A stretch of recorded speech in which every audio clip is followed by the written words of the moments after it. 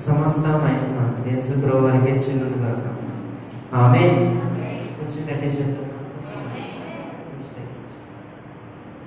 దేవునికి స్తోత్రం. హల్లెలూయా.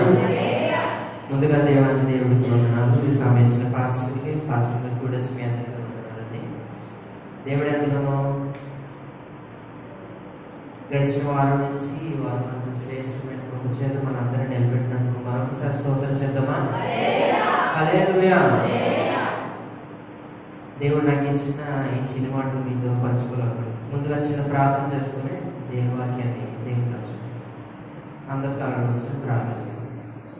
మహాపరిషత్తుడు, సర్వాధికారి, సర్వశక్తి గల తండ్రి, ఆశ్చర్యకరుడు, ఆలోచనకరుడు, బలమైన తండ్రికి ఇస్తున్నాడు. గడిచిన వారం నుంచి నీ శ్రేష్టమైన కృప చేత తండ్రి ఈ రోజు నీ ఆదివారం నిలబెట్టినందుకు స్థుతిస్తున్నాను.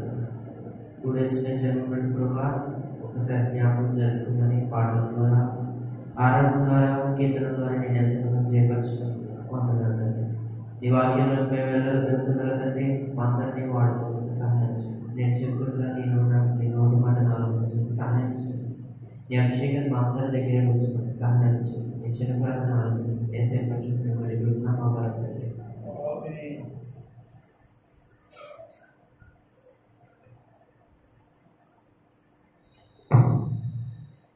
అందరూ బైబిల్ తెచ్చినట్లయితే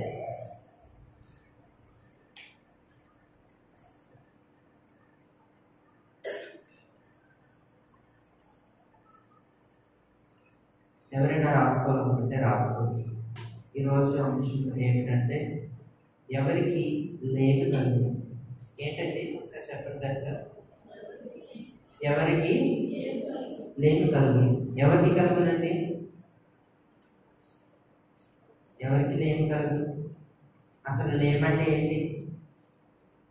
కొరత. లేమి అంటే కొరత. మీ ఇంట్లో ఆర్థికంగా చాలా పరిస్థితి చాలా ఇబ్బంది ఉంది, దాన్ని లేమి.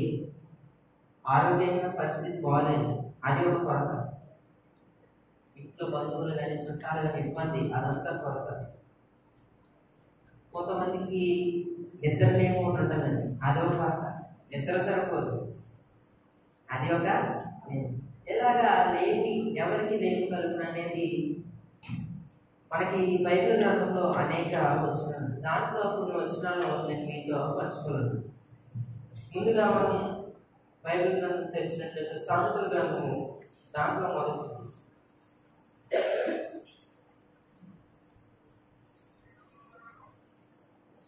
24వ అధ్యాయం సామెతల గ్రంథము. అందరూ తెరపండి బైబిల్ గ్రంథం. సామెతల గ్రంథము 24వ అధ్యాయం 33-34 వచనం చదివి వినిపించగలరా? ఇంకా కొంచెం నిద్రపోయి, ఇంకా కొంచెము నిద్ర, ఇంకా కొంచెము కొనుకుపాటు, పరుపెట్టకై, ఇంకా కొంచెము చేతులు ముడుచుకునుట, వీటి వలన నీకు దరిద్రత పరిగెత్తుకుని వచ్చును. ఆయుధస్తులు వచ్చినట్లు లేని నీ మీదకి వచ్చును. అందరూ దేవునికి స్తోత్రం చెప్తారా? హల్లెలూయా.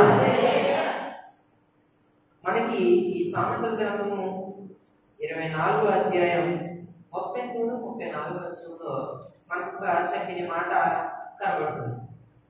ఏమిటంటే ఇంకా కొంచెం నిద్ర, ఇంకా కొంచెము కునుపాటు, పరుపెట్టకాయ, ఇంకా కొంచెము చేతులు ముడుచుకునుట, వీటి వలన నీకు దరిద్రత పరిగెత్తుకోవచ్చు. మనకి కనబడుతుంది ఏంటిది దరిద్రత, ఏంటి కొంచెం నిద్ర, ఏంటి ఇంకొక కొంచెము కునుపాటు అని మనం చూసుకున్నట్లయితే, మనం దీంట్లో మొదటి వచనం రాసుకుంటే పనికి సోమరి నిద్రకి ఆశ.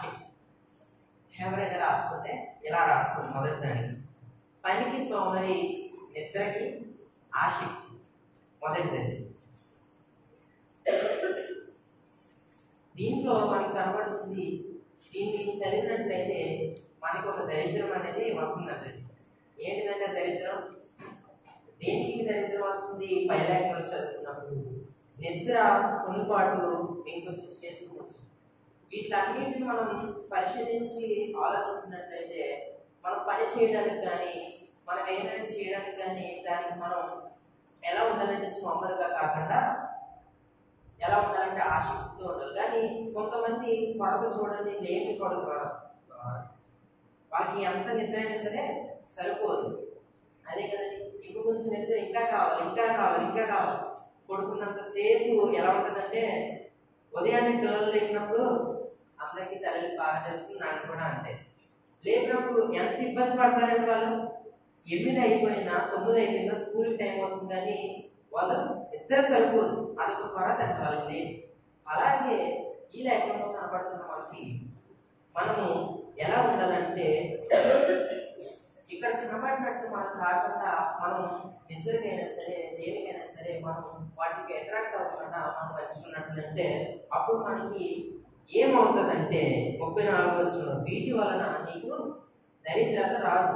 మనం ఎప్పుడైతే పైన ఉన్న లేఖనంలో నిద్రకు కానీ తిండికి కానీ మనం ఎప్పుడైతే వాటికి మనం లోబడిపోయి ఉంటామో, వాటికి దగ్గరగా ఉంటామో, అప్పుడు ఏమవుతుందని మనకి దరిద్రత వస్తుందని లేఖనం కనబడుతుంది.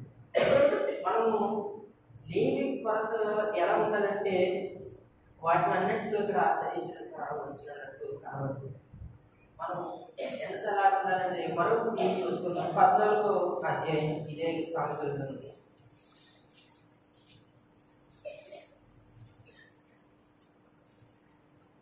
23వ వచనం. ఏ కష్టము చేసినను లాభమే కలుగును, వట్టి మాటలు లేమిడికి కారణం. ఇక్కడ కనబడుతున్న మాట ఏ కష్టము చేసినను లాభమే కలుగును, వట్టి మాటలు లేమిడికి కారణం. ఇక్కడ దీన్ని మనం ఆలోచించినట్లయితే మనకి కనబడుతున్న మాట పని చేయక ఎక్కువగా మాట్లాడే వాళ్ళు ఉంటారు కదండి, అది మనకి లేఖనంలో కనబడుతుంది. ఇది ఎందుకు కనబడుతుందంటే మనం మాట్లాడినప్పుడు కానీ మనం ఏదైనా చేసినప్పుడు కానీ కొంతమందికి ఎంత మాట్లాడినా అదొక కొరత అండి. మాట్లాడేటువంటి మాట్లాడుతూనే ఉంటారు, పొద్దున్న మొదలుకొని సాయంత్రం వరకు వాళ్ళకి టైం ఇచ్చినా సరే మాట్లాడదు. అలా ఉండకూడని మనకి లేఖనంలో కనబడుతున్నది మాట. ఇది రెండోదిగా రాసుకున్నట్లయితే పని చేయక మాటలు చెప్పేవాళ్ళు. ఇక్కడ మనకి కనబడుతున్న మాట మనం ఎలా ఉండాలంటే ఏ కష్టం చేసిన లాభమే కలుగును, వట్టి మాటలు లేమిడికి కారణం. మనం అనవసరమైన మాటలు మాట్లాడినప్పుడు, ఎందుకంటే అనవసరమైన మాటలు మాట్లాడడం వల్ల లాభం ఏం లేదు కదండి. దానివల్ల లాభం అంటే మాట్లాడేటువంటి అన్ని విషయాలు తెలుసుకొని అన్ని మాటలు మన దగ్గర ఉంచుకొని వాటినన్నిటి మన బ్రెయిన్ స్టోర్ చేసుకుంటే ఏమైనా లాభం అంటే చెప్పండి. అందుకే వాటినన్నిటిని మనం తొలగించుకొని ఉండాలి. అందుకే ఈ పనికిరాని మాటలు ఏమైతుందో మనం తగ్గించుకొని ఉండాలని లేఖనం కనబడుతున్నమాట. మనం మొదటి దాంట్లో చూసుకున్నప్పుడు నిద్ర పొరపాటు మనం ఉండాలి. కొంతమందికి తిన్నప్పుడు ఎంత తిన్నా అస్సలు తరగదండి. ఎందుకంటే కొంతమంది అంటారు చూడండి, అది చెరువా లేదా పొట్ట అంటారు. అలాగా ఎంత తిన్నా, ఎంతగా మనం తిన్నా సరే ఇంకా తినాలనిపిస్తుంది. అదొక కొరత. ఎంత వండుకున్నా ఆ కొంతమందికి అయితే రోజు వేసి తినాలనిపిస్తుంది. అంతలు ఎలా తిరుగుతుంది అసలు గట్టిగా 4 రోజులు తినేటప్పటికి 5వ రోజులు కొంచెం ఆలోచిస్తాం.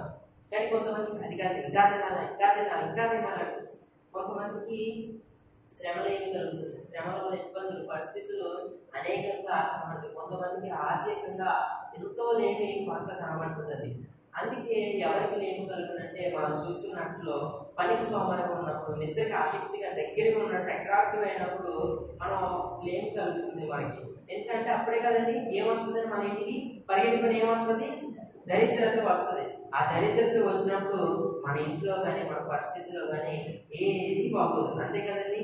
మనం ఎప్పుడైతే ఒక దానికి మనం ఉండిపోతామో, ఒక దానిలో మనం లోపడిపోతామో, అప్పుడు ఏమవుతుందండి ఇంట్లో తిట్టడం కావచ్చు, మనకి చిరాకు రావచ్చు, చూసేవాళ్ళకి చిరాకు రావచ్చు అన్నట్టు కనబడుతుంది.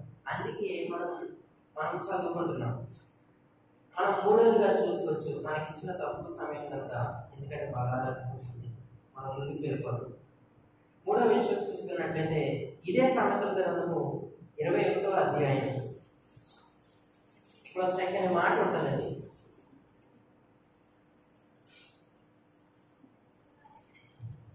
సామెతల గ్రంథం 17వ అధ్యాయం 21వ అధ్యాయం 21వ అధ్యాయం 17వ వచనం చదివి వినిపించింది. ఇక్కడ చక్కని మాట అందరూ వినండి, కొంచెం గట్టిగా చదవండి.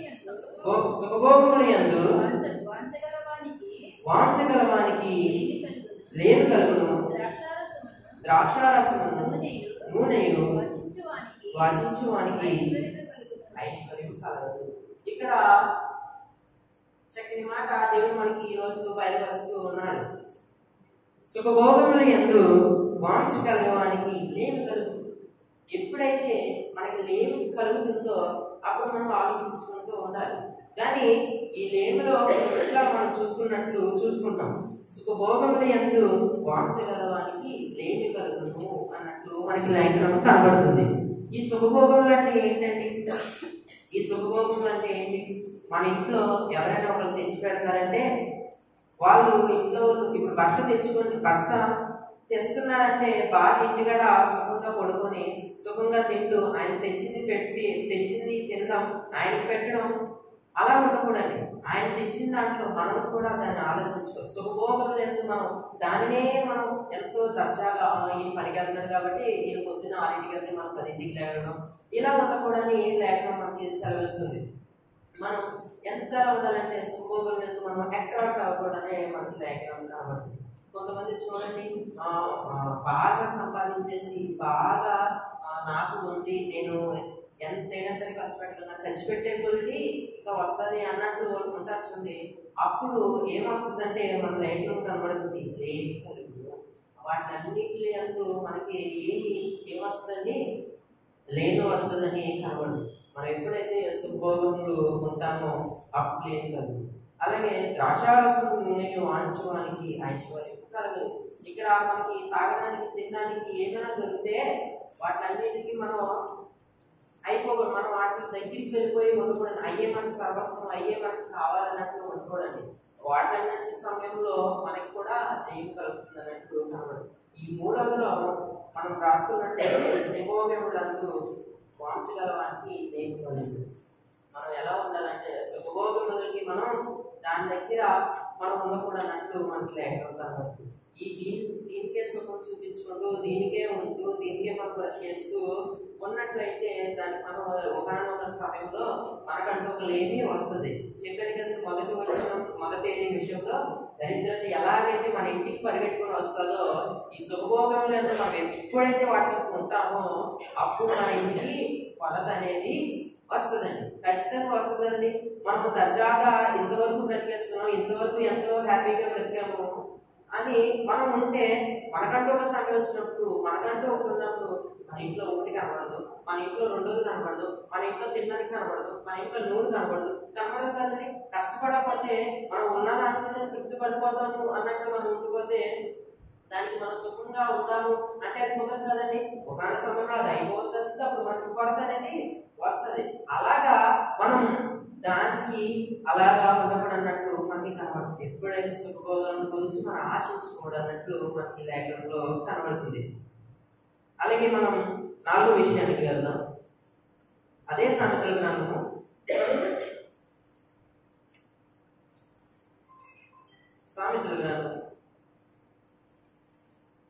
11వ అధ్యాయం. సామెతల గ్రంథంలో అంటే అనేక వచనాలు ఉన్నాయి, అనేక మాటలు లేఖనాలు. సొలొమోను గారు రాసిన సామెత 11వ అధ్యాయం 24వ వచనం. వెదజల్లి అభివృద్ధి పొందువారు కలరు, తగిన దానికన్నా తక్కువ ఇచ్చి లేమికి వచ్చేవారు కలరు. ఈ లేఖనంలో మన 4వది రాసుకుంటే తగిన దానికన్నా తక్కువ ఇచ్చేవానికి. ఇక్కడ మనకి కనబడుతుంది మాట ఏంటంటే వెదజల్లి అభివృద్ధి పొందువారు కలరు. మనకి చెప్పారు కదా సుఖభోగం యందు ఏమవుతుందండి? ఈ సుఖం మనం చూసుకుని ఎవరో సంపాదించారు, ఎవరో చేశారండి, మనం ఒక స్థాయిలో ఉన్నప్పుడు అప్పుడు మనం ఏం చేస్తామండి? వెదజల్లి వేస్తాం, మనకు ఉన్న దాంట్లో ఇస్తాం అన్నట్లు మనకు కనబడుతుంది. అభివృద్ధి పొందేవారు కలరు, తగిన దానికన్నా తక్కువ ఇచ్చి లేమికి వచ్చేవారు కలరు. తగిన దానికన్నా తక్కువ ఇస్తారంటే వాళ్ళు ఉన్నా సరే ఇవ్వడానికి ఆసక్తి చూపండి. ఇప్పుడు కొంతమంది ఎవరైనా అడిగితే మనం ఇవ్వడానికి మనం ఆశించుకోకూడదు. ఎందుకంటే ఎందుకు ఇవ్వాలని మనం ఆలోచిస్తాం. అందుకే ఇక్కడ మనకి కనబడుతున్న మాట, వేద చెల్లి అభివృద్ధి పొంది కలరు చాలా మంది ఉంటారండి. అభివృద్ధి పొంది చాలా మంది వాళ్ళు మంచి స్థాయిలో ఉంటారు. వాళ్ళందరూ మనం ఉంటాం. కానీ అలాగే తగిన దానికన్నా తక్కువ ఇచ్చి లేకపోతే వచ్చేవారు కాదు. తగిన దానికన్నా తక్కువ ఇచ్చి లేదు. అప్పుడు ఏం చేస్తారంటే వాళ్ళు ఉన్నారు కదా అని ఇస్తారా అంటే ఎవరు, ఏనా ఇస్తారా అంటే ఎవరు, ఏదో ఎంతో కొంచెం అన్నట్లు ఇస్తారు. వాళ్ళకి అనేకమంత ఆస్తుంది. 10 రూపాయలు ఇవ్వడానికి బయట అడుగుకునే వాళ్ళు ఉంటారు. 10 రూపాయలు ఇవ్వడానికి ఎంత ఆలోచిస్తారంటే వాళ్ళు కూడా ఏమవుతుందంటే లేనివి వచ్చేస్తారంటండి. ఈ లేఖనం మనకి కనబడుతుంది. తక్కువ ఇచ్చి లేనికి వచ్చేవారు కాదు. మనకి చాలా మంది కనబడతారు కదండి. మంచి స్థాయిలోకి వెళ్ళిపోతారు, మంచి ఉన్నత స్థితిలోకి వెళ్తారు. చెరువుల ద్వారా కానీ ఏదో వ్యాపారం ద్వారా కానీ మంచి స్థాయిలోకి వెళ్తారు. ఆ సమయంలో మనిషి ఒకటంటే ఒకటి పెరిగిపోతుంది. ఏంటిదని గర్వం అనేది పెరిగిపోతే వాడికి పేరు పెట్టాలా, ఇప్పుడు నాకే అయిపోతుందేమో అని కొంతమంది ఆలోచిస్తారు. ఉన్నా సరే ఇవ్వడానికి అసలు మనసు ఒప్పదండి. ఒకవేళ ఇచ్చారనుకోండి ఎంత అలాగంటే అసలు ఏదో అంత అన్నట్టు వేస్తారు. కొంతమంది చూడండి, భోజనాల దగ్గర వండించేటప్పుడు కూడా చాలా మంది కొంతమంది అసలు అలా వేసేసి అలా వెళ్ళిపోతారు. ఏంటంటే అలా కిందకి పైకి అంటే వాళ్ళందరూ ఎలా ఉంటారంటే ఉంటుంది కానీ వాళ్ళు ఇచ్చే స్థాయిలో ఆశ్రమంలో వాళ్ళు కూడా ఒకనాటి పరిస్థితి వాళ్ళకి వచ్చేస్తారు అన్నట్లు మనకి కనబడుతున్న లేఖనం. మనకి ఈ లేఖనం బట్టి మనం చదువుకుంటే మనకి అనేకమైన విషయాలు బయటపరుస్తున్నాయండి. మనం ఎలా ఉండాలంటే ఇద్దరికి ఆసక్తి చూపుకోవడం మనం వచ్చినట్టు కాడ కానీ ఇక్కడ అనేకమైనవి మనకి ఈ లేఖనంలో కనబడుతున్నాయి. అలాగే 5వ వచనంలోకి వెళ్తే సామెతల గ్రంథం 13వ అధ్యాయం, సామెతల గ్రంథం 13వ అధ్యాయం 25వ వచనం చదవండి. 13వ అధ్యాయం 25వ వచనం. నీతిమంతుడు ఆకలి తీర భోజనం చేయను, భక్తిహీనుల కడుపునకు లేమి కలుగును. దేవునికి స్తోత్రం. హల్లెలూయా. కొంచెం హుషారుగా చెప్దామా? హల్లెలూయా. మనకి ఈ లేఖనంలో కనబడుతున్న మాట ఏంటంటే నీతిమంతుడికి ఆకలి తీర భోజనము చేయను, భక్తిహీనులు కడుపునకు లేమి కలుగును. ఈ భక్తిహీనుడికి ఏం కలుగుతుందంటే లేమి కలుగు. నీతిమంతుడికి ఏం చేస్తుంది? కడుపారా భోజనం చేస్తాడు అన్నట్లు మనకి కనబడుతుందన్నమాట.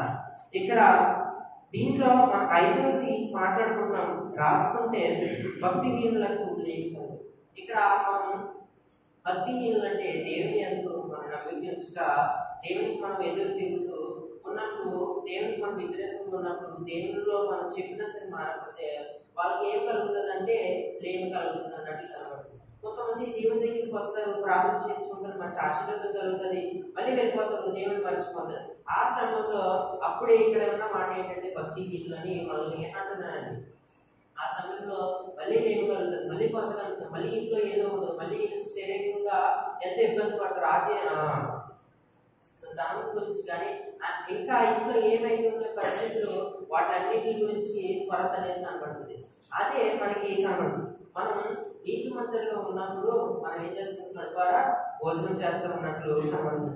ఆకలి తీరా భోజనం చేయము అన్నట్లు కనబడుతుంది. మనం ఎప్పుడైతే దేవునిలో మనం నీతిగా బ్రతుకుతామో, నీతిగా ఉంటామో, దేవుడు మనకి ఇస్తున్నాడు కదా అని మనం వాటిని కూర్చొని తినడం కాకుండా మనం దేవునిలో బ్రతికినప్పుడు వాటిని గమనిస్తున్నప్పుడు మనకి ఏమవుతుందంటే మన కడుపారా భోజనం చేస్తామన్నట్టు మనకి లేఖనం కనబడుతుంది. భక్తి కడుపు ఏమవుతుందంటే లేని కలుగునన్నట్టు కనబడుతుంది. వాళ్ళకి ఏమవుతుందండి? ఏదో పరిస్థితి లేకపోవడం, ఇంట్లో పరిస్థితులు పిల్లలకు బాగోకపోవడం, కొన్ని పరిస్థితులు రాకపోవడం అన్నట్టు కనబడుతుంది. అందుకే మనం ఎలా ఉండాలంటే నీతిమంతులుగా జీవించాలన్నట్టు మనకి కనబడుతుంది. మరొక విషయం చూస్తున్నాం. 1 కొరింథీయులకు రాసిన పత్రిక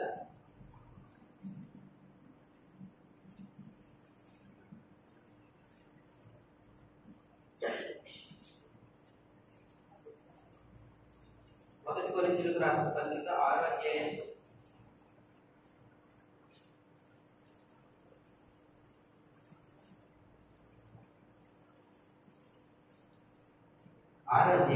8వ వచనం చదువు. అయితే మీరు అన్యాయం చేయుచున్నారు, అపహసించుచున్నారు, మీ సహోదరులకి ఇలాగ చేయుచున్నారు. ఇక్కడ మనకి కనబడుతున్న మాట ఏంటంటే 1 కొరింథీయులకు 6వ అధ్యాయం 8వ వచనంలో అయితే మీరు అన్యాయం చేయుచున్నారు, అపహరించుచున్నారు, మీ సహోదరులకి ఇలాగ చేయుచున్నారు. ఏంటిదంటే మీ సహోదరులకి ఇలాగ చేయుచున్నారు, అన్యాయం చేయుచున్నారని పౌలు గారు చెప్తున్న మాట ఏమిటి? దీనికి అర్థం ఏంటి? అన్యాయం చేస్తున్నాం మనం ఒక్కసారి మనం ఆలోచించినట్లయితే, అయితే మీరు అన్యాయం చేయుచున్నారు, అపహరించుచున్నారు, మీ సహోదరులకి ఇలాగ చేయుచున్నారు. మనం దీన్ని మనం ఆలోచించినట్లయితే మన సహోదరులు కానీ, ఇప్పుడు చూడండి, ఎవరైనా సరే సహోదరులు, మన చుట్టాలు, అన్నదమ్ములు కానీ, అక్క చెల్లెళ్ళు కానీ, కుటుంబీకులలో కొంతమంది ఉంటారు. వాళ్ళ దగ్గర మనం ఏమైనా తీసుకుంటే వాటిని ఇచ్చేయడం వాళ్ళకి ఇచ్చేది, కానీ వాటిని తీసుకుని ఉంచడం, లేదంటే దొంగచాటుగా మనం ఆస్తిని సంపాదించుకోవడం, దొంగచాటుగా వాళ్ళకున్న సంపాదన మనం తీసుకోవడం, అదే ఇక్కడున్న మాట అన్యాయము చేయించున్నారన్నట్లు మనకి కనబడుతుంది. అన్యాయం చేయించున్నారు, అపహరించున్నారు, మీ సహోదరులకి ఇలాగూ చేస్తున్నారు. మన సహోదరులు ఎవరైతే ఉన్నారో చెప్పారు కదండి, మన బంధువులు కానీ, మన చుట్టాలు కానీ, అన్న చెల్లెళ్ళు కానీ, అక్క తమ్ముళ్ళు కానీ ఎవరైతే ఉన్నారో వీళ్ళ దగ్గర మనం అక్రమంగా మనం తీసుకున్నట్లయితే అది కూడా ఒకానొక సమయంలో ఏమి కలుగుతుందండి? ఏమి కలుగుతుంది? లేమి కలుగుతుంది. అంతే కదండి. మనం అన్యాయంగా తీసుకున్నది ఎప్పుడైనా సరే మనం సుఖంగా ఉంటామంటారా? అన్యాయంగా తీసుకున్నది ఏమైనా మనం సాధించగలమంటారా? చెప్పండి, ఏమైనా సాధించగలమంటారా? సాధించలేము. దేనికి మనం సాధించలేము. కొంత డబ్బు మనకు వస్తుందంటే దాన్ని మనం ఇంకా ఇంకా ఎక్కువ ఎలా తీసుకోవాలి, అన్యాయంగా ఎలా తీసుకోవాలని మనం ఆలోచించి మనం దాన్ని సంపాదించినట్టే ఒకనొక సమయంలో అది కూడా మనకి లేకుండా పోతున్నట్టు కనబడుతుంది. అందుకే మీ సహోదరులు కూడా ఇలాగూ చేస్తున్నారన్నట్టు కనబడుతుంది. మనము మన సహోదరులు కూడా ఆస్తి పంపాలి కానీ ఏమైనటువంటి వాటన్నింటిలో మనం ఎలా ఉండాలంటే మంచిగా ఉన్నప్పుడు మనకి ఎటువంటి లేమి కలగదు. దీనికి ఇంకో వచ్చిన మనం చూసుకున్నట్లయితే మొదటి యోహాను గారు రాసిన పత్రిక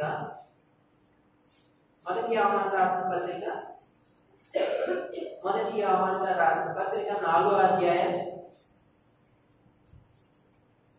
7వ వచనం చదివి వినిపించండి.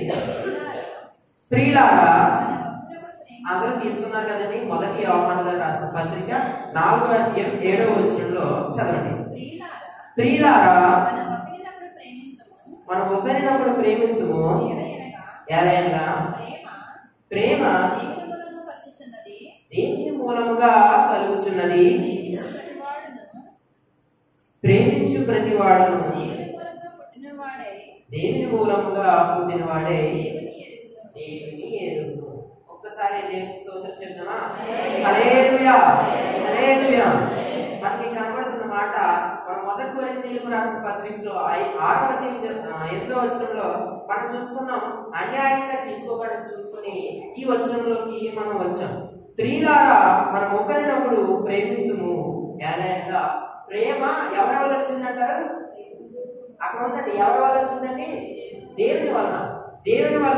దేవుని మూలంగా కలుగుతున్నది. ప్రేమించి ప్రతివాడు దేవుని మూలంగా పుట్టినవాడే. ఇది దేవుని ఎరుగు. ఇక్కడ మనకి కనబడుతున్న మాట ఏంటంటే, మనం అన్యాయంగా తీసుకున్నా సరే దాన్ని మనం ఏమీ చేయలేము. ఇప్పుడు పనికి వెళ్తాడు, పనికి వెళ్ళినప్పుడు ఆ పని చేయకుండా ఏదో చేసిన పేరుకి వాటర్ వచ్చినట్టు చేసిన పేరుకి చేసాను అని అంటే వాళ్ళు అన్యాయంగా ఏం చేశారంటే వాళ్ళు పని చేయకుండా ఎగ్గొట్టేశారు. కానీ ఒక సమయంలో ఆ పని కూడా లేకుండా జరుగుతుంది. అందుకే దీంట్లో ఏంటంటే మనం ప్రియులారా, మనం ఒకరినొకరు మనం ఎలా ఉండాలంటే ప్రేమగా ఉండాలి. ఎలాంటిగా ప్రేమించుకుంటున్నాం మన సహోదరులు కానీ, మన బంధువులు కానీ, చుట్టాలు కానీ వాళ్ళు ప్రేమించినప్పుడు మనకి కూడా ఏమీ కలగనట్లు మనకి కనబడుతుంది.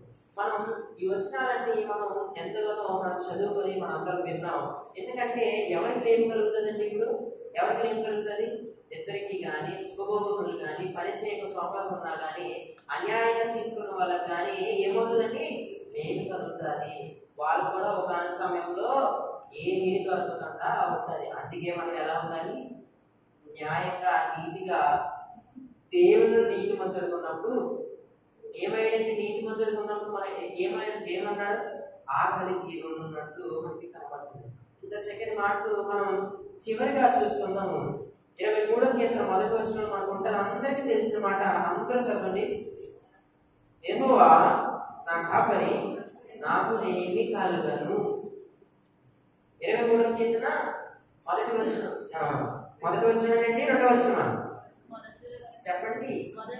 మొదటి వచనం, యెహోవా నా కాపరి, నాకు లేమి కలగదు. చాలా ఇక్కడ మన చివరికి వచ్చిన చదువుకొని మనం ఊహించుకుంటాం. ఇక్కడ కనబడుతున్న మాట ఎవరికి లేమి కలగదండి? యెహోవా కాపరి నాకు లేమి కలగదు. మనం ఎప్పుడైతే దేవుని నమ్ముకుని ఉన్నామో, దేవుడు మనతో ఉన్నాడు అనే మన నమ్మకంతో ఉంటామో, అప్పుడు లేమి అనేది కలగదు అన్నట్టు కనబడుతుంది. మనకి ఏ పరిస్థితి రాదండి, ఏ ఇబ్బందులు రావండి, కొరత అనేది రాదండి. ఇంట్లో ఎంత చూసినా యోగుని ఎలా దేవుడు దీవించాడండి? 2 అంతుల ఎక్కువగానే దీవించాడు. అలాగే దేవుడు మనల్ని కూడా దీవిస్తారు అన్నట్లు కనబడుతుంది. యెహోవా నా కాపరి, నాకు లేమి కలగనన్నట్లు ఈ లేఖనం మనకి స్పష్టంగా మనకి కనబడుతుంది. మనం అందుకే దేవుల్లో ఎదగాలి, దేవుల్లో ఉండాలి అన్నట్లు మనకి కనబడుతుంది. మనం ఏడు విషయాలు తెలుసుకున్నామో, ఈ 7 విషయాలు కూడా మన దేవుల్లో మనం ఉన్నప్పుడు, మనం అన్యాయంగా కాకుండా న్యాయంగా ఉన్నప్పుడు మనకి ఎటువంటి కొరత అనేది రాదన్నట్టు మనకి కనబడుతుంది. మనకి ఎంతోగానో మనకి ఆహారం గురించి కానీ, ఆహారం ఈ రోజు ఉంటే రేపు పొద్దున ఉండదండి. ఎందుకు ఉండదు? లేమి కలుగుతుంది. ఆ సమయంలో మనం ఆలోచించాలండి. మనం తప్పు చేస్తున్నామా, కరెక్ట్ చేస్తామని ఆలోచించినప్పుడు మనకంటూ ఒకటి ఆలోచన వస్తుంది. అప్పుడు మనం ఆలోచించినట్లయితే మనకి కొరత వస్తున్నప్పుడు మనం ఆలోచించాలి.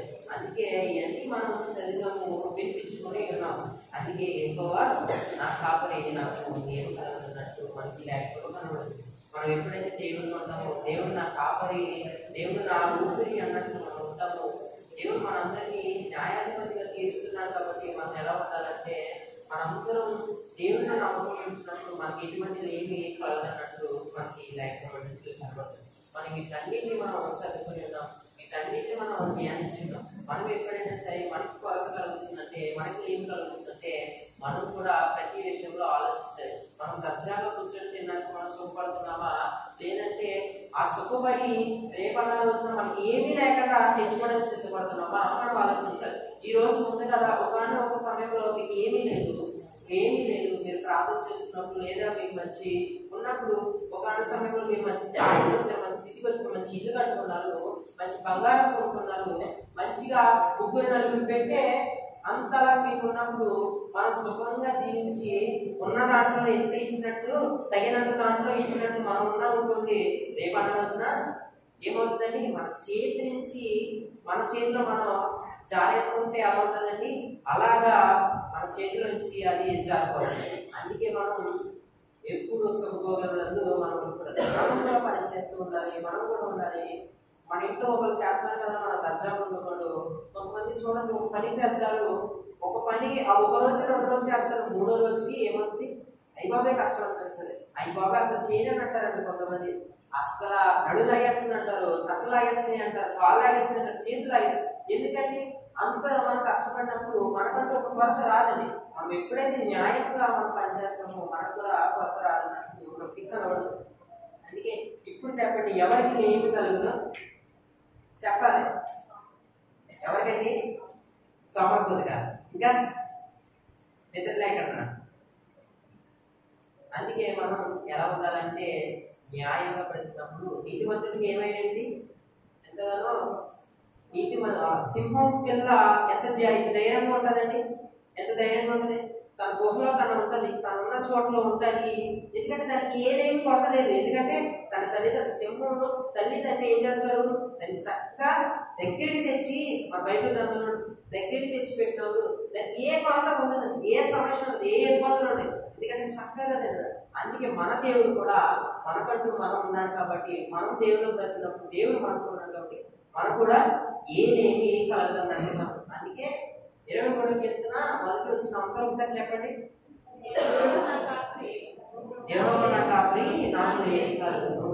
మనం ఈ వచనాన్ని మనం మైండ్ లో పెట్టుకుంటే జ్ఞాపకం చేసుకుంటూ అనుదినం ఉంటే మనకి ఎటువంటి కొరత అనేది రాదని కనపడదు. అందుకే అర్థమైన కదండి విషయాలు. వీటన్నిటిని ధ్యానించినట్లయితే మనకి ఇంకా దేవుడు మనకి బయలుపరుస్తూ ఉంటాడు. ఈ సినిమాలో దేవుడు ఆమేన్.